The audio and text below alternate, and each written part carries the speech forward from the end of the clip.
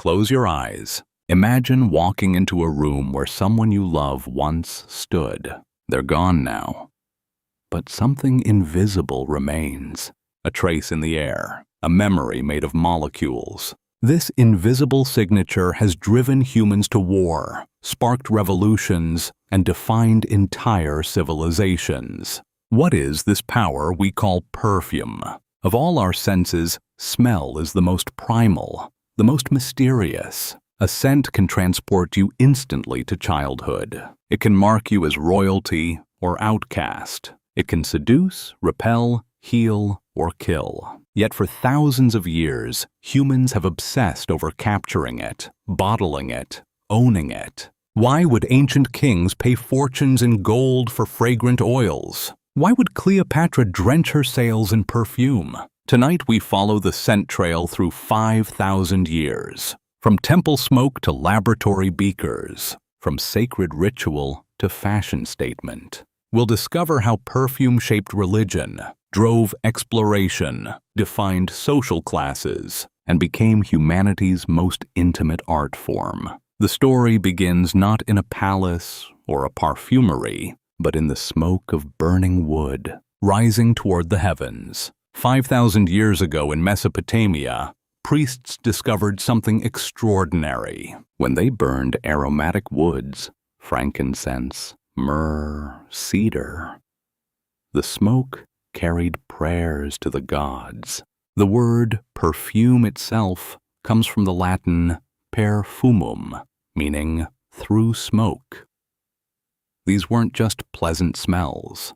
They were offerings, bridges between the human and divine. To control fragrance was to control access to heaven.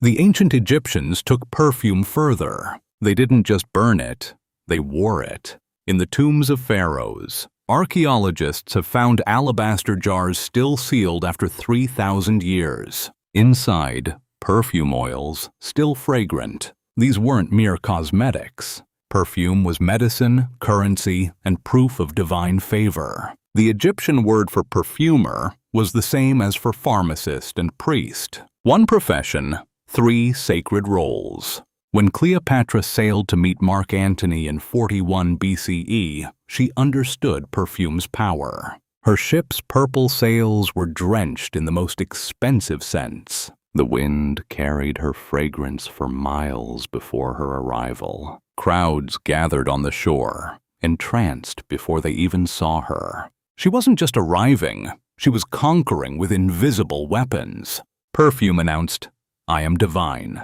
I am unforgettable. I am worth dying for." But where did these precious ingredients come from? Frankincense and myrrh grew only in southern Arabia and the Horn of Africa. For 1,000 years, caravans of camels carried fragrant resins across burning deserts. The incense route was as important as the Silk Road.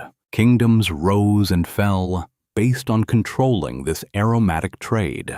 A pound of frankincense cost more than a slave. The smoke of gods was worth its weight in gold. The Greeks and Romans became obsessed with perfume. Roman Emperor Nero spent a fortune equal to a year's military budget on roses for a single banquet. He had the ceiling rigged to rain rose petals on guests. Wealthy Romans bathed in scented oils, perfumed their clothes, their hair, even their pets and furniture. When one philosopher criticized this excess, he was exiled. In Rome, fragrance wasn't luxury, it was identity. Then came the fall of Rome, and with it, perfume nearly vanished from Europe.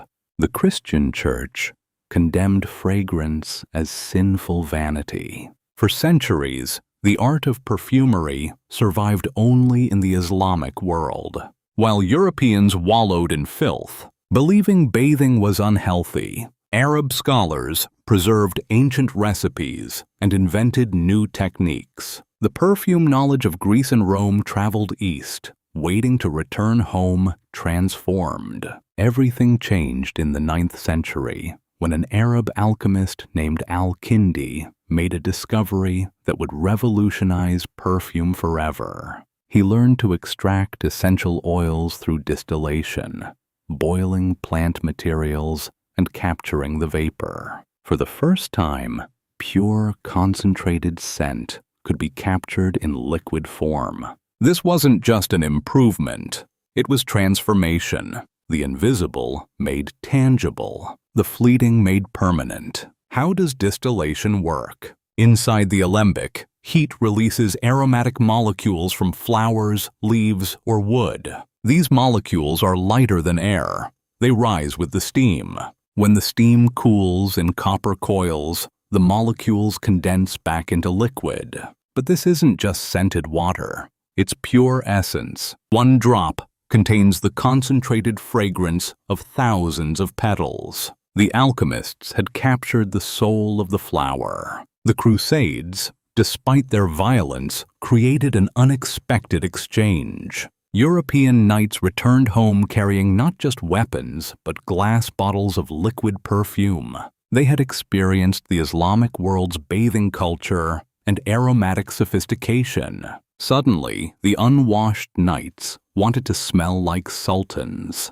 By the 12th century, perfume had returned to Europe, carried by warriors who had gone east to conquer and returned conquered by fragrance. The Renaissance brought perfume to new heights. Catherine de' Medici arrived in France from Italy in 1533, bringing her personal perfumer. He opened the first modern perfume shop in Paris. But perfume served a darker purpose too. In an age before sewers, when streets ran with waste and plague-haunted cities, perfume masked the stench of death. The wealthy literally wore their survival in scented pomanders around their necks. In southern France, the town of Grasse became perfume's new heart. Its climate was perfect for growing flowers: jasmine, rose, lavender, orange blossom. Glove makers in Grasse had begun scenting their leather goods to mask the smell of tanning chemicals. Soon, they abandoned gloves entirely. By the 17th century, Grasse grew flowers not for beauty, but for their essence. Fields of purple and white became liquid gold in glass bottles. Then, in 1834, chemistry changed everything again. A German scientist synthesized the first artificial aromatic compound, coumarin, smelling of fresh-cut hay. Soon, chemists created scents that didn't exist in nature. Vanillin without vanilla pods, musk without hunting endangered deer. This sparked fierce debate. Were these fake perfumes an abomination? Or were perfumers finally free to create scents from imagination alone? Today, perfume is pure chemistry and art combined. A single fragrance contains dozens of ingredients, sometimes hundreds. Each perfume has 3 levels: top notes you smell first, heart notes that emerge later, and base notes that linger for hours. Master perfumers, called noses, train for decades to memorize over 3,000 scent molecules. They compose with molecules like musicians compose with notes. The result? Bottled emotion. Liquid memory. Let's understand the perfume pyramid. When you first spray perfume, you smell the top notes: bright, fresh citrus or herbs.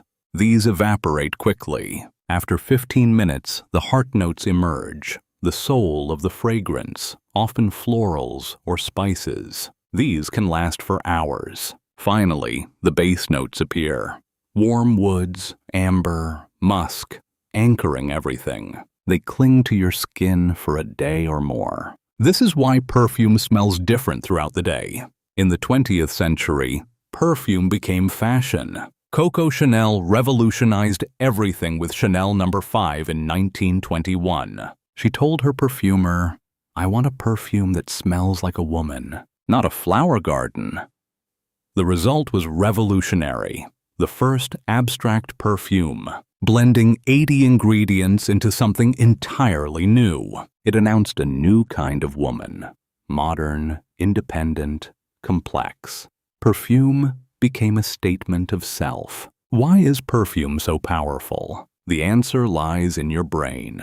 Your olfactory nerve connects directly to the limbic system, the seat of emotion and memory. This is why a scent can transport you instantly to childhood, to a lost love, to a moment you'd forgotten. No other sense has this direct highway to memory. Perfume doesn't just smell pleasant. It's a time machine. It's your past, bottled and wearable. Throughout history, perfume has been a class marker. In 17th century France, King Louis XIV's court used so much perfume, it was called the perfumed court.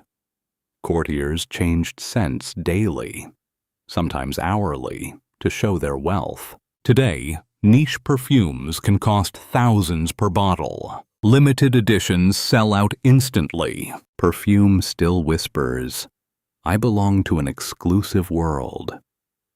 But it also democratized. Now anyone can wear liquid luxury. For centuries, society dictated which scents belonged to which gender. Women wore florals, men wore leather and spice. But perfume has no gender. Molecules don't care about social rules. Ancient Egyptian men wore heavy floral perfumes. In the 18th century, everyone wore the same fragrances. Today, unisex and gender-fluid perfumes challenge these artificial boundaries. Perfume is returning to what it always was: personal expression, not gendered uniform. Perfume never lost its sacred connection. In Catholic churches, frankincense still rises during Mass. In Buddhist temples, sandalwood incense marks meditation. Islamic mosques use attar oils for prayer. Hindu ceremonies depend on jasmine and rose. Jewish Havdalah ceremonies close the Sabbath with spice boxes full of cloves and cinnamon. Across every faith, fragrance remains what it was 5,000 years ago, a bridge to the divine. Perfume has scented our language itself. When something smells fishy, we're suspicious. A sweet deal sounds good. We say someone who's fake is putting on airs, literally pretending to smell different. Nostalgia comes from Greek, nostos meaning homecoming, and algos meaning pain. It's the ache of remembered scents. Even our word perfume appears in phrases like, "the perfume of success."